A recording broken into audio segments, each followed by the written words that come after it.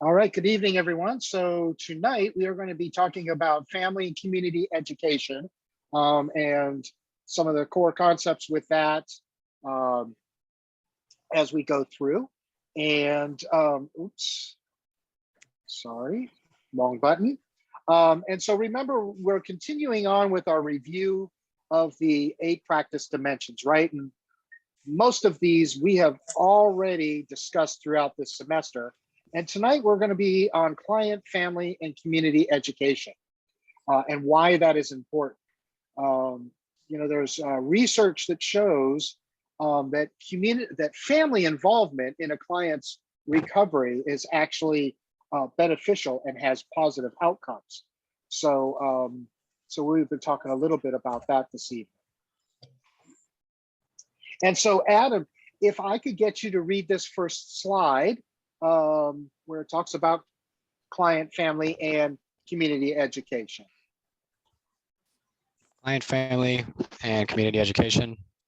The process of providing clients, families, significant others, and community groups with information on risks related to psychoactive substance use, as well as available prevention, treatment, and recovery resources. It also includes individual client psychoeducation, whether it's in session or informally. Community education may include things like giving a talk to the community, representing the agency at events like Stand Down, or even answering the phone and explaining the nature of your agency's program.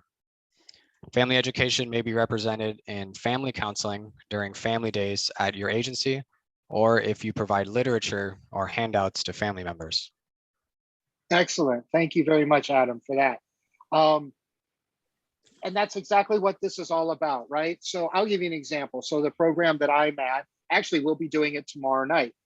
We have what's called Family Night, where we do exactly this. We provide education to family members on the nature of substance use disorders, what it entails, what recovery might look like. We educate them about their loved ones' involvement in the recovery community itself, plus what they're doing in treatment,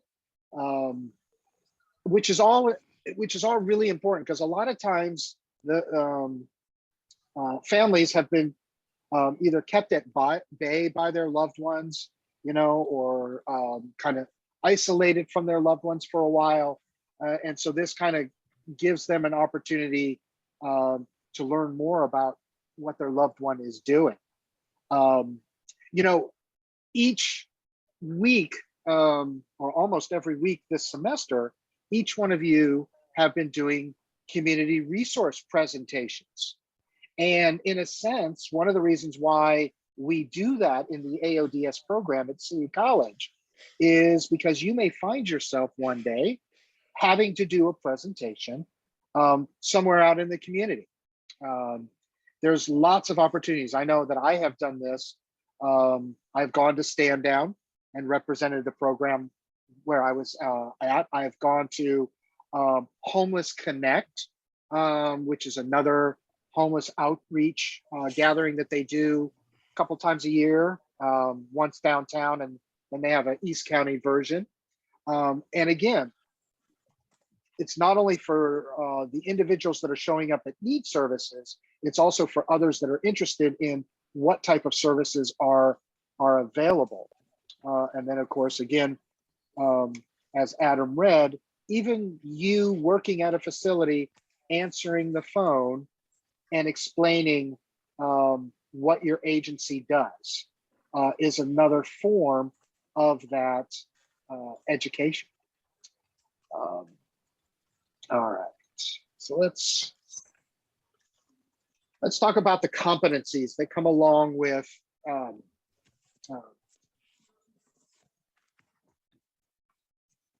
sorry, lost my train of thought. They come along with client, family, and community education.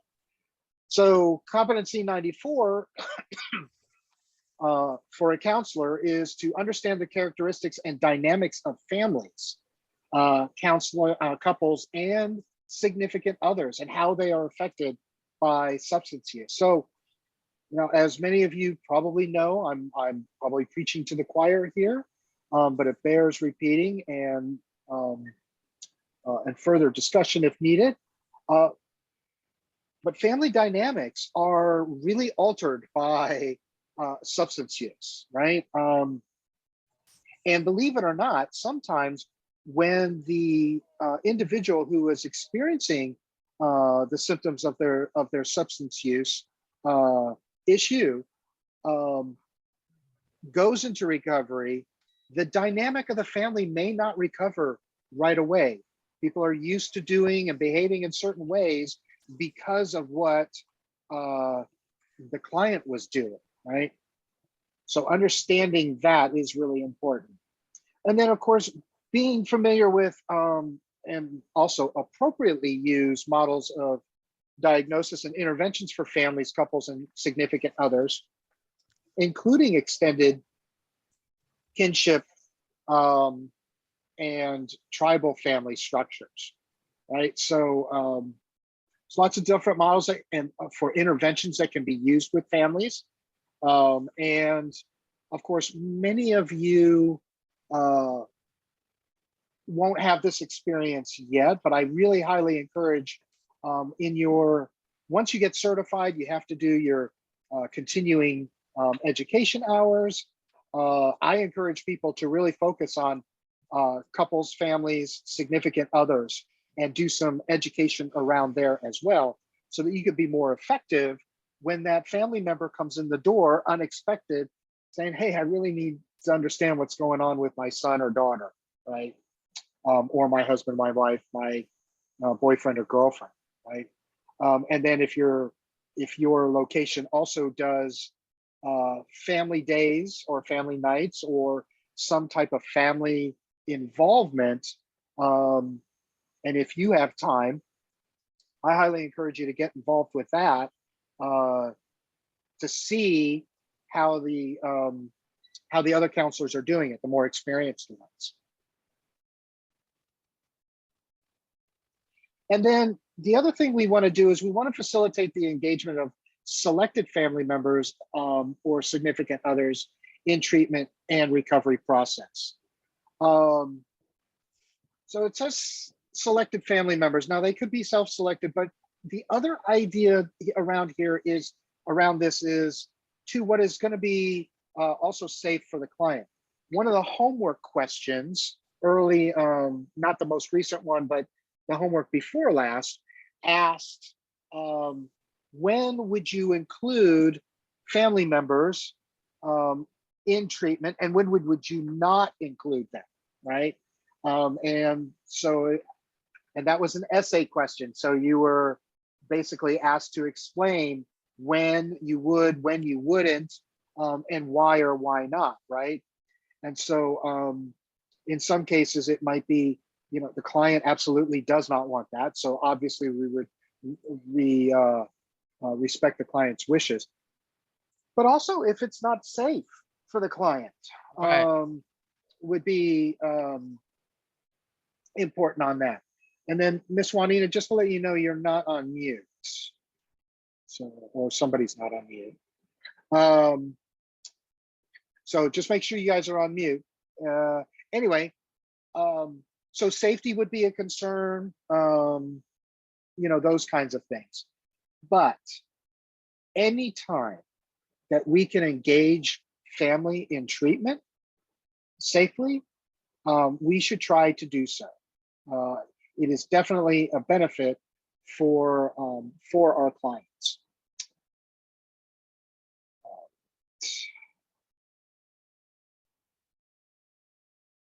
And then next we have assist families, couples, and that should be SOs for significant others, not SIs, in understanding the interaction between the family system and substance use behaviors, which is kind of what I alluded to earlier when we were on competencies 94 and 95, right? So there's this whole dynamic that can shift and change as the result of a single person's substance use or a couple of people's in the family. And then, recovery happens And some of those dynamics continue on, and they may be unhelpful. And so kind of helping out with that would be important as well. And then competency number 98, assist families, couples, and significant others in adopting strategies and behaviors. Remember, BX is behavior that sustain recovery and maintain healthy relationships. Sometimes in the family dynamic, it goes from healthy to unhealthy.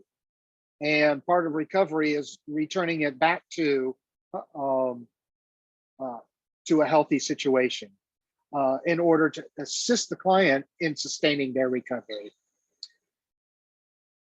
All right, so I know I threw a lot of things out there. Does anybody have any questions on this, on the 5 competencies we covered?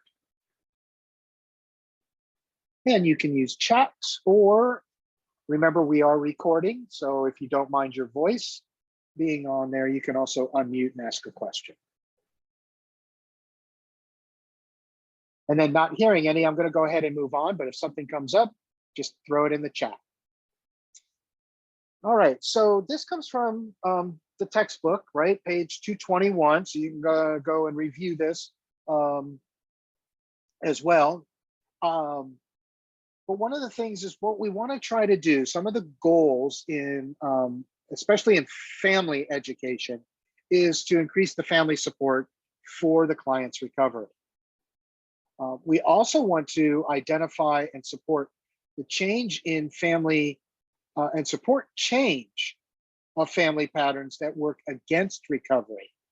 So this is really important too. So if you're able to get the family in, you maybe begin to see some patterns, and not only hearing it just from the client's point of view, but also seeing and hearing from the family, right? And that may be a good way to identify those patterns. And what we want to do, and it says support change. So it's really, really important that, well, I'll just say this. One of the things that that I've realized over the years is that sometimes families themselves, other family members, don't necessarily see the change in the family pattern or the family dynamic, and they may believe that they don't really need to do anything different than what they've been doing. That if only Johnny would get sober, everything would be okay, right? And that it's Johnny that needs to do the work and no one else. That is something that I have run into. And so we need to kind of be using our motivational interviewing skills, kind of reflecting back and working with the family in a way that doesn't put them off. So we want to be careful with that. We want to have them invited into the process to change what needs to be changed rather than them being on the outside. I will say that sometimes that can take a little bit of work and talking. That's, that's okay. I've done family night with the other LPHA where I'm at, and before coronavirus, we actually had to suspend it, obviously because of coronavirus, but we've recently started it back up.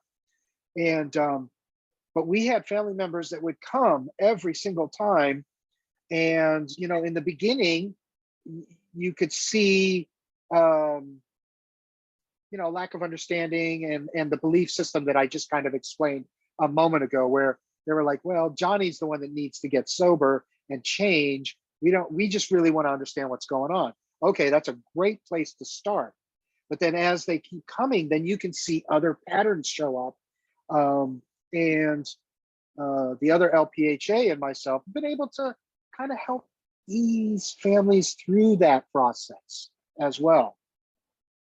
You could do family work with just the family. You could do it with the family and the client.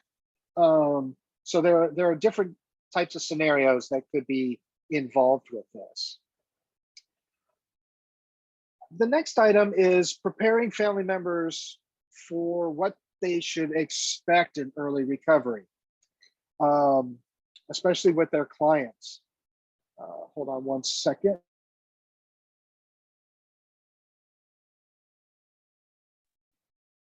Um,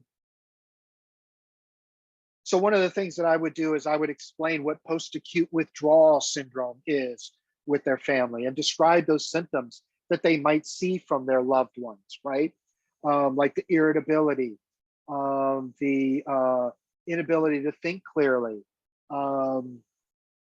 sleep disturbance, um, let's see, anhedonia, where they just don't seem to be happy about anything, even things that used to bring them joy. So when you explain those kinds of things to family members, then when they see it, they may be a little bit more understanding, as opposed to, oh, Johnny's being rude today, so here's my reaction to that, and it just causes a, you know, more of a situation.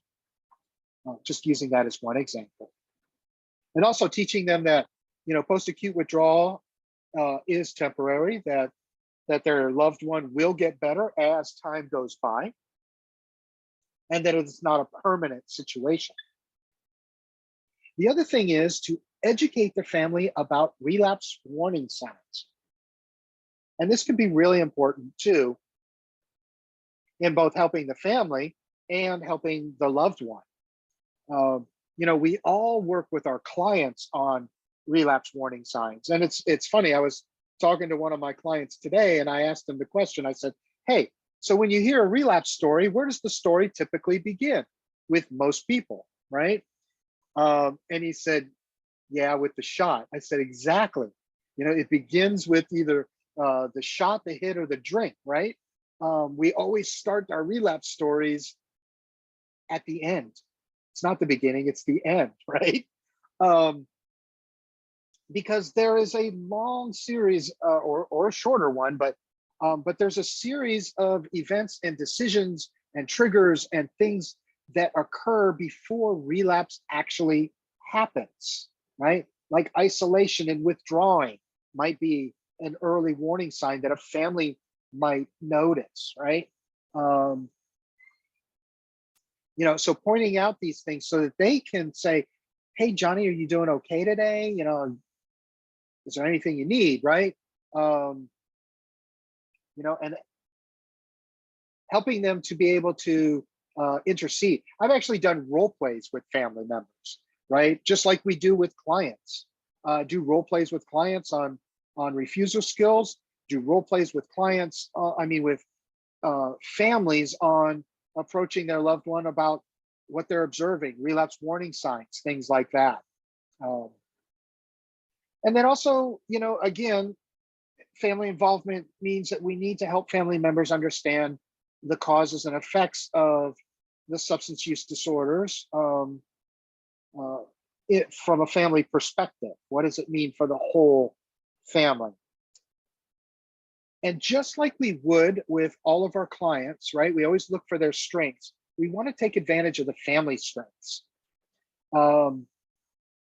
And using those strengths to the benefit of the family members and the recovery of their loved one. And really, if you think about it, it's really also about the family's recovery, although it's a different type of recovery.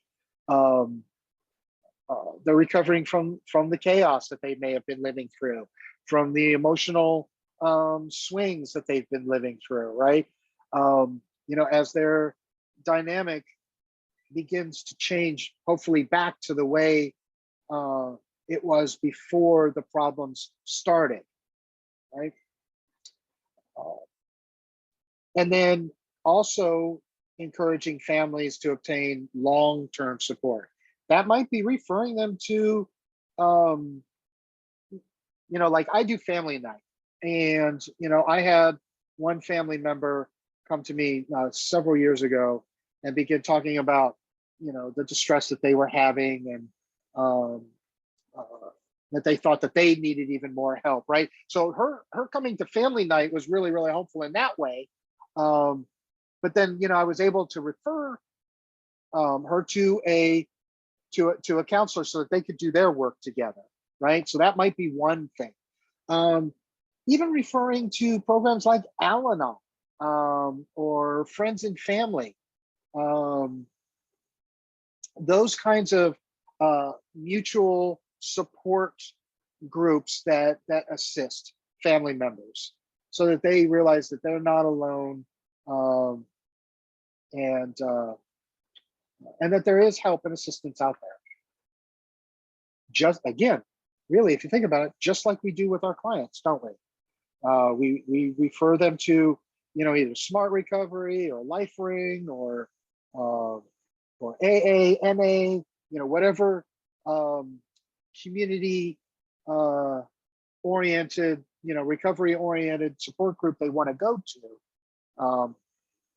We want to send them to that, right? All right. Any questions up to this point?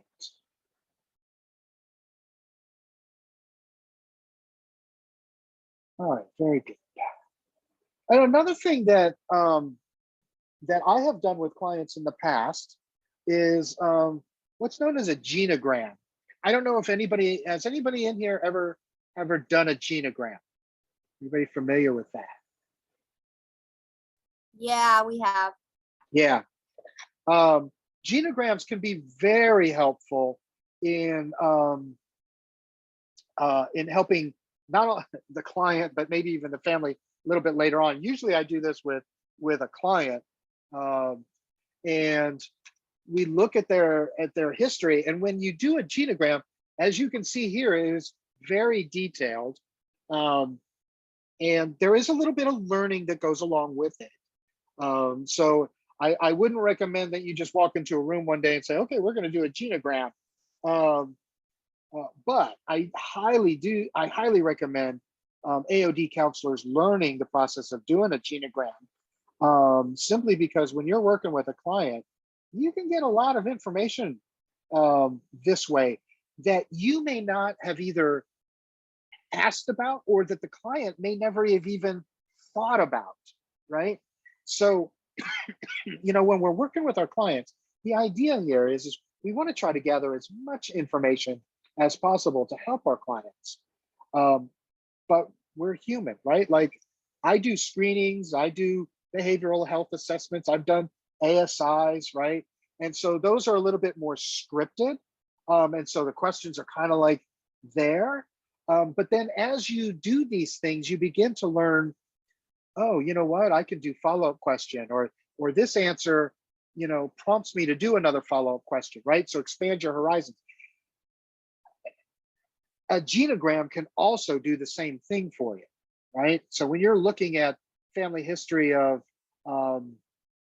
mental illness, family history of people being in the criminal justice system, family history of substance use, divorce, those kinds of things.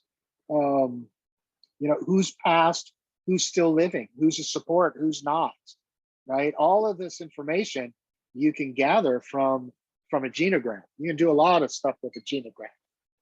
I will tell you that when I've done genograms in the past, that it has actually gone over several sessions. Because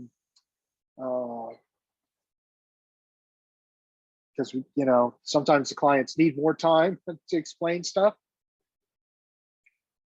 Sometimes they don't, but it can be a very, very helpful process.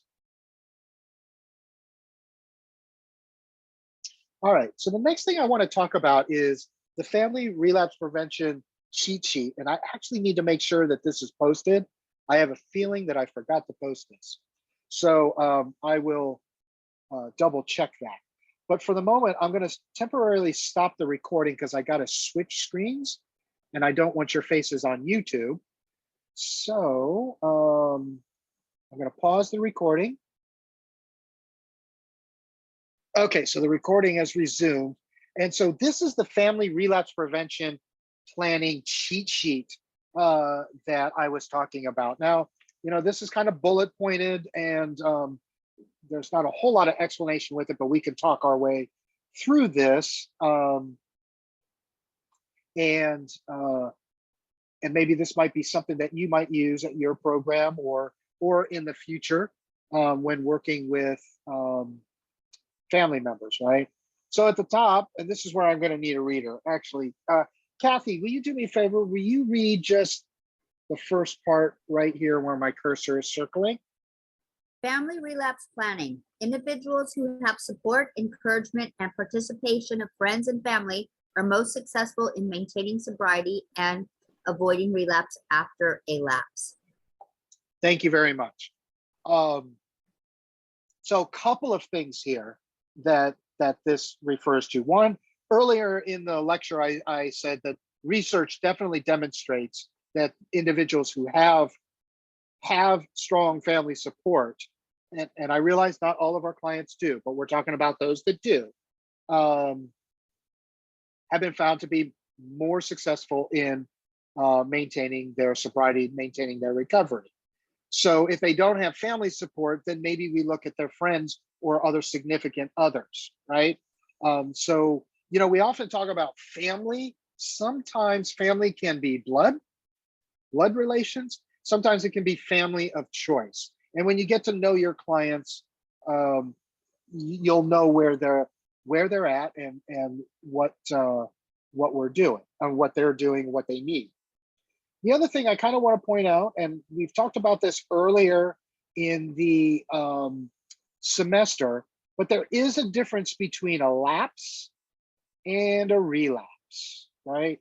And so, what an individual may experience a lapse, right? They might drink a couple of beers, they might get upset, drink a couple of beers, whatever, take a couple of shots, whatever it is. If that's all they do and they return right back and they're like, oh, what did I do? I'm never going to do that again. I need to call my sponsor, I'll get to a meeting. That would be a lapse, right? A relapse always begins with the lapse. They've been in recovery for a while. They have that lapse, and it's the next decisions that are made and the support that is around after that lapse that will determine on whether or not they continue on into a full-blown relapse, which is really the full return of substance using, drug seeking behavior, right?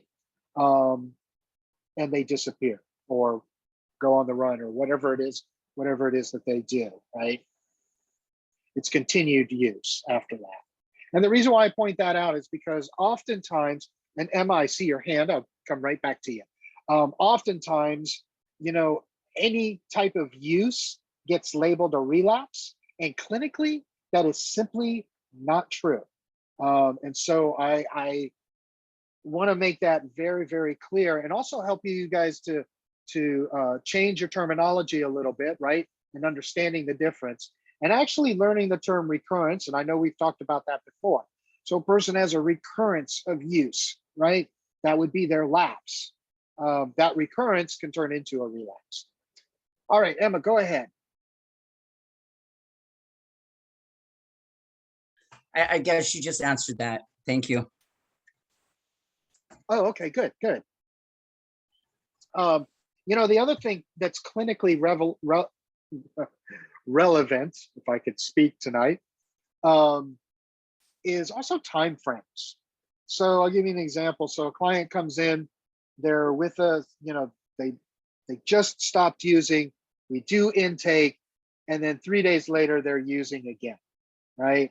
That is not a relapse. That I wouldn't even consider that a lapse or a recurrence, because there has not been enough time in recovery to have even established recovery. To me, that is just continued use. And so I kind of point that out too. Because technically a person cannot relapse if they've never really recovered. Because the definition of relapse is the return to a previous, illness or dysfunction or whatever was going on.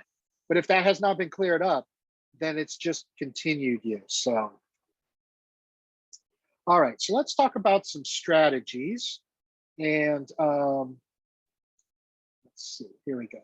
So Kathy, thank you for reading that first part. You want to go ahead and let's see, read the first bullet point strategy. All right. Strategies. Know why your family member used substances. Know what might tempt them to return to use. Participate in their plan to avoid relapse. Okay, thank you. So I'll have you continue on in just a moment. But that's exactly what we were talking about in the previous slide, right? Educating the family members on warning signs to look for. The other thing that I like to talk with families about is how they can participate in the plan to avoid relapse. Now, having said this, we do need to sometimes be careful. Some family members may be open to this and may be resilient with this, and other ones may not be. And so we kind of have to be aware of that as well, and not put a parent, you know, a 67-year-old mother in a position of being the substance use monitor, you know, for her, you know, 45-year-old son. Does that make sense, right? That's not what we're talking about. We're talking about how can we support the family in that relapse prevention planning without putting them at too much risk either. So getting to know the family will help you to help you do that better. But most family members are very willing to do this because, well, they've been suffering for a long time too. So, all right, Kathy, you want to go ahead and read the next bullet point? Limit exposure to other substance use. Avoid keeping substances in the house. Limit participation in family events and social situations that are likely to involve use, like bowling. Yes, like bowling. And you're referring back to that video we saw earlier in the semester, I believe, with the counselor talking with the one gentleman about his relapse prevention planning and what activities he could do, right? And he said, well, I like bowling. Well, did you used to drink a lot when you were bowling? Yeah, I did, right? So, so we may want to limit some types of events and social situations that involve use. Now, the family themselves may decide to do this. They may decide to have a party and, you know what, tell everybody we're not having alcohol here because this is for Johnny's coming to the party and we want Johnny to be able to enjoy himself and we all want to enjoy ourselves, right?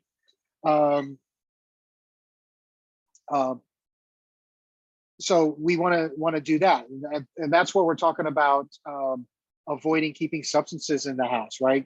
Avoiding maybe keeping liquor in the house or marijuana, right, which is legal, so it could be in people's homes, but it could be problematic for their loved one. And then just having an open, frank conversation with the family as part of that relapse prevention strategy. All right. Any questions on the first two items? All right, very good. Kathy, you want to go ahead and read the next one? Enhancing supports. Support and assist your family member to create relationships with sober supports.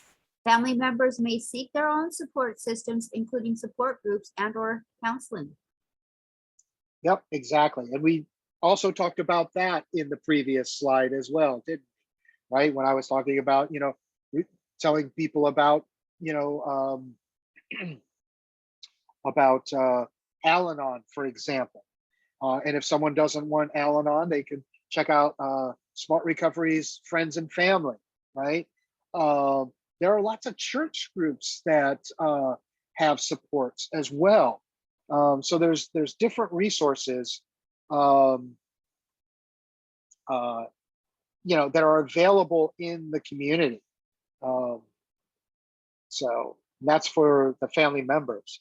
And in the family members doing that, part of the relapse prevention planning is then the family members, you know, will be able to create relationships with their own, supporting their loved one, creating those relationships with sober supports, right? So I give you another example of that. You know, one time at one of our family nights, the husband was our client, the wife was coming in, and she was kind of upset because of like all the meetings he was going to. And this can be, you know, another point of education that we can do, right? So sometimes we have to help the family member understand that they do have to put some focus on their recovery, and the family member may feel neglected, right? Because, well, when they were drinking and using, they were neglected, and now they're in recovery, and you know, okay, he's not home for dinner because he's going to his favorite 6 p.m. meeting, right? And so, like, helping them resolve and work through those issues, um, you know, so that those relationships and those sober supports are there. But also, honestly, finding balance. You know, can the family member let the person go to their 6 o'clock meeting if they're home, you know, the other nights at a certain time, right? So even working through those kinds of systems. And by the way, some of this is easier said than done. I get it. I've worked with families in the past, and some of these processes can be a little bit long. So you just need patience, motivational interviewing skills, rolling with that dynamic, and you can do it. All right. And then Kathy, would you read the last strategy?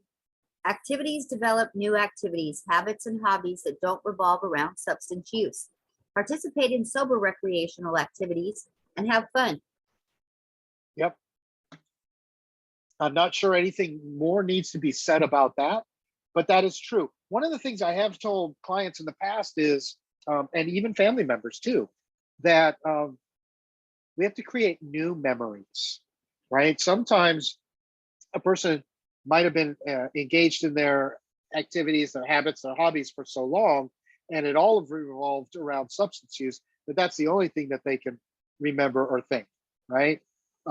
And so it's about creating new memories, participating in sober recreational events. I know at our outpatient program before COVID, so I imagine we'll probably be doing this once it gets a little bit safer on, is the Alumni Association would arrange bowling nights.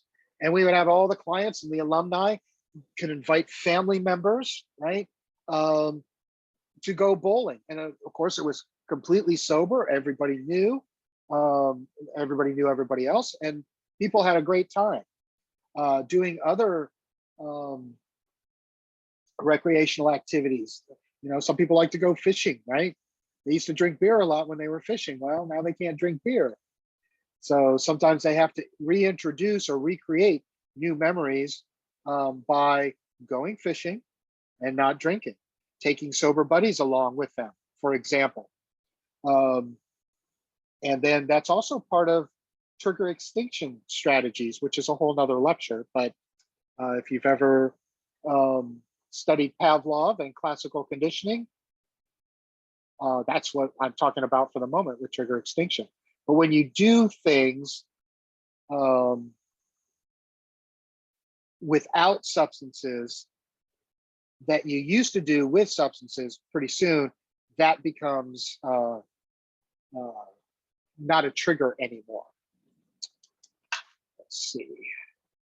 It's a little bit more complicated process, right? First, you have to avoid the trigger, and then you need to do a gradual and safe reintroduction of the trigger event. And when I say that, I mean like fishing or going to concerts or going to a club, right? Those kinds of things. And doing it safe and gradually means you're taking sober people around, you're planning it. If you get uncomfortable, the plan is that you leave, whatever it is, right?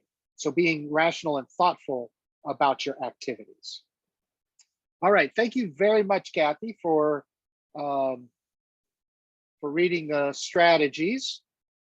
And now we're going to look at family session structure. And Emma, would you read the first part there. The first provide education regarding one, action, SUDs. Next, relapse prevention planning. You want me to Right. continue?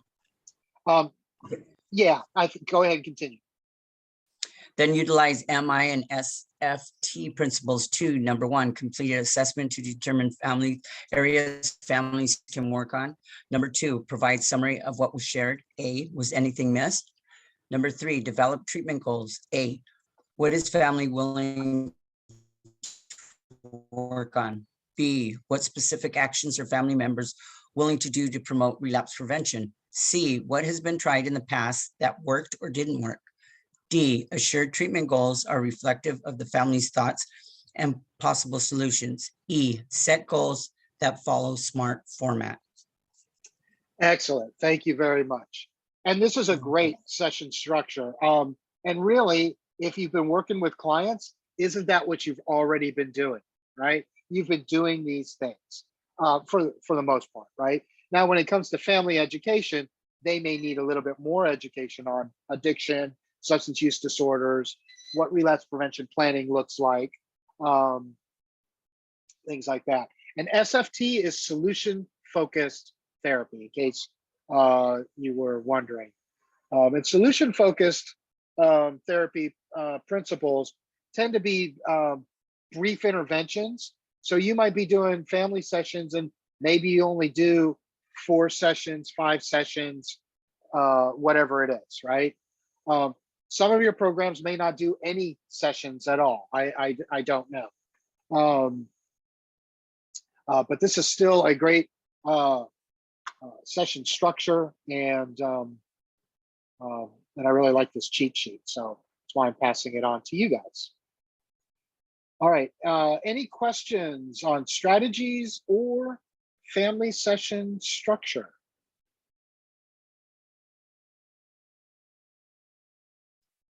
Very good.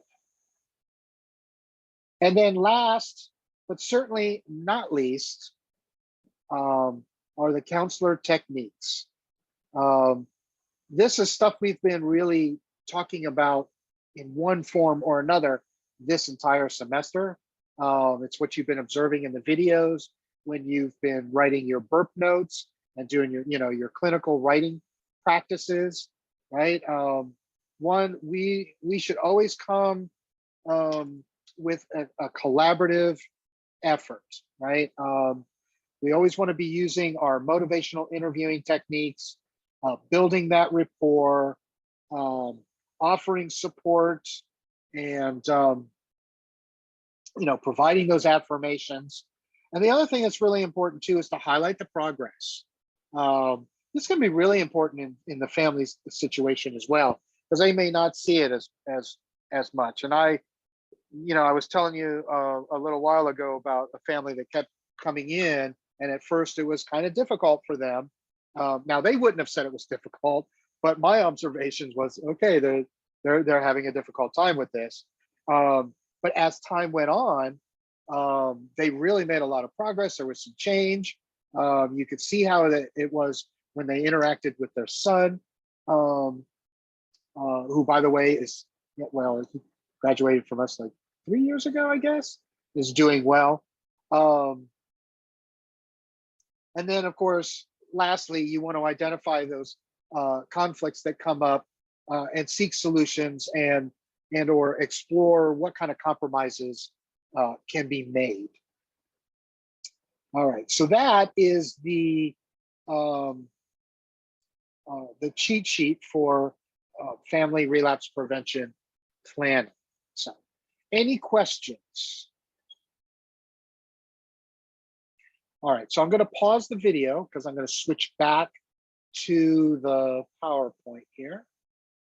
So just bear with me.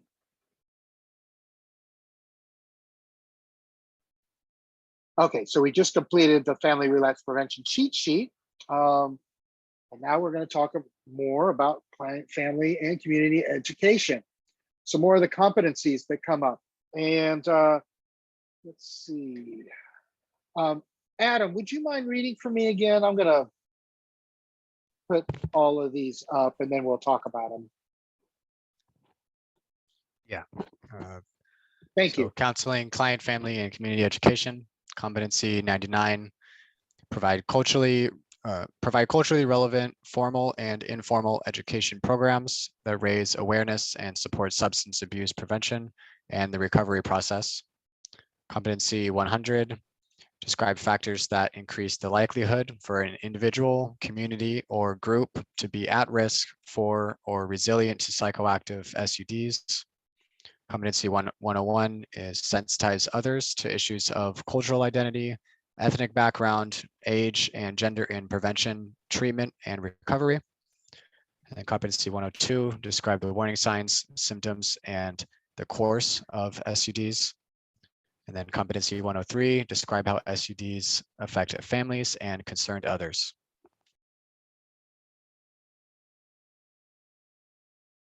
Thank you very much. Appreciate that. I'm still gonna have to do some talking, but that saved me a little bit. All right. So a couple of things that we really want to talk about. Cultural competency, we've talked about this earlier in the semester.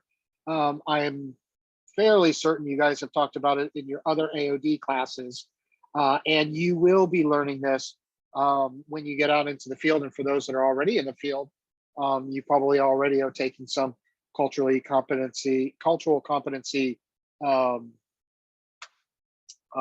continuing education credits for your recertification, things like that. This is something we're always having to look at. And it is really, really important that we understand the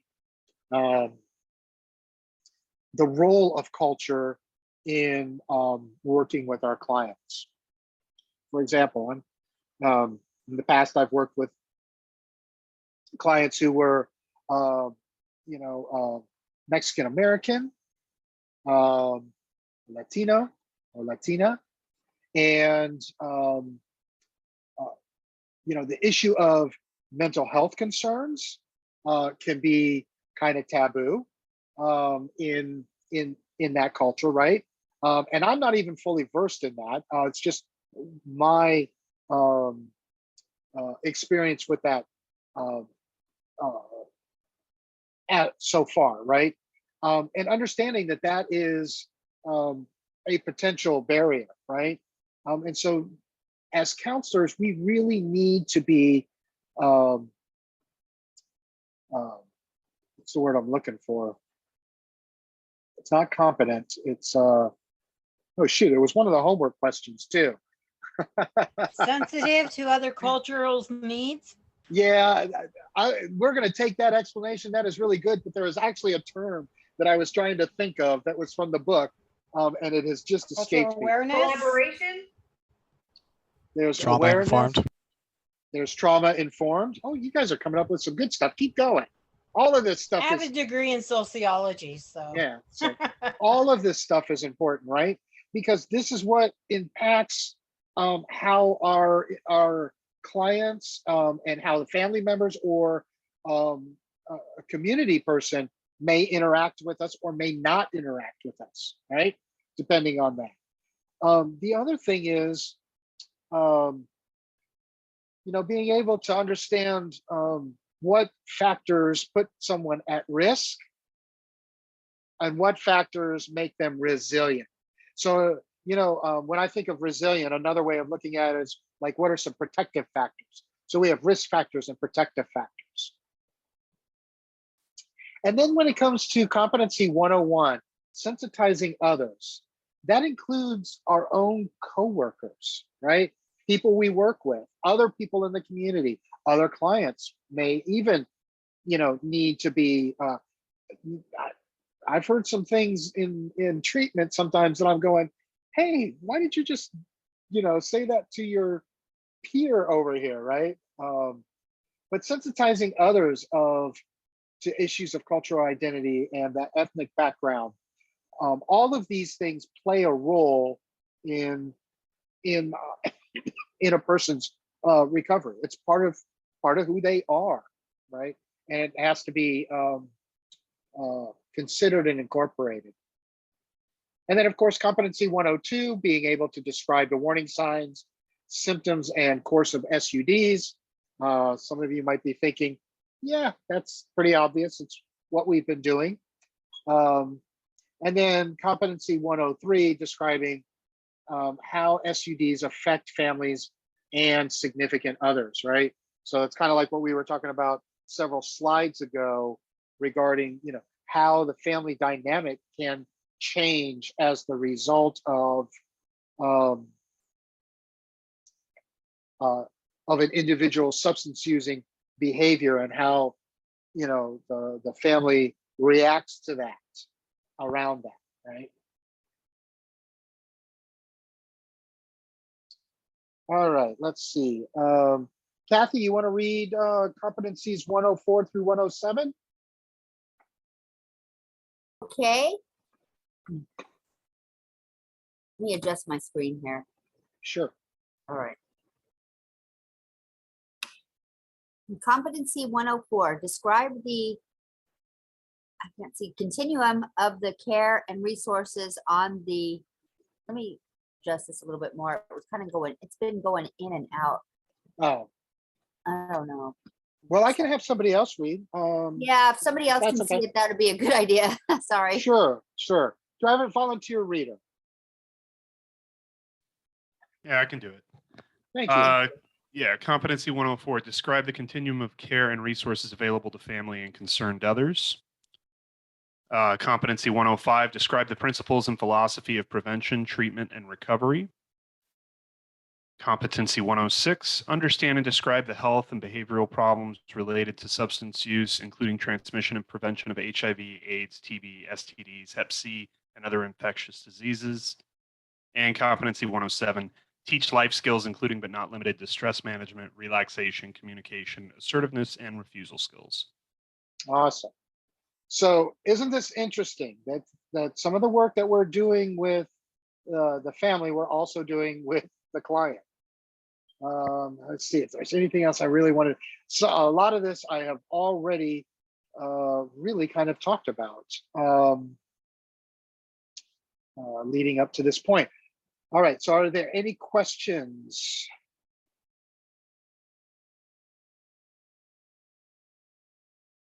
And also, I do want to say about competency 106 and 107. A lot of our clients come in and they have been neglecting their health for a very, very long time.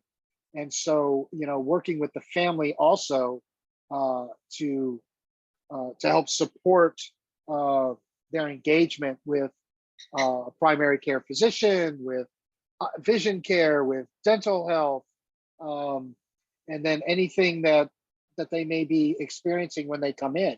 A lot of our clients will come in and they will be experiencing things like Hep C. That's very common. Some will have HIV. TB, I don't think I've ever seen TB. We send everybody out for TB testing. I don't think I've ever seen TB, but STDs, yes. So our clients come in with that. Now, obviously, if we are talking to family members, we are not going to reveal protected health information to a loved one, right? So we need to be very, very careful about that. And then what else was I going to say? Yeah, so just be mindful on that. And remember, there's a lot of confidentiality laws also basically around HIV specifically as well. So just be aware of that. And then of course, life skills, refusal skills, assertiveness training, communication. I love to do speaker listener technique. That's another thing that you can do in role plays and with family. They can help increase and facilitate communication, which can be very, very important as well for them. Thank you, Paul, for reading. All right, so it is time for a break. When we come back from our break, we're actually going to do a practice vignette. I'm going to show you guys a video and break you guys up into groups. And you will recognize these two individuals. You've seen them before. And so that's what we will do after the break. But this will end this lecture recording. And so this will be posted on Canvas in case anybody was having connectivity issues, or if I broke up, or if they couldn't hear everything. That way you can catch whatever was missed.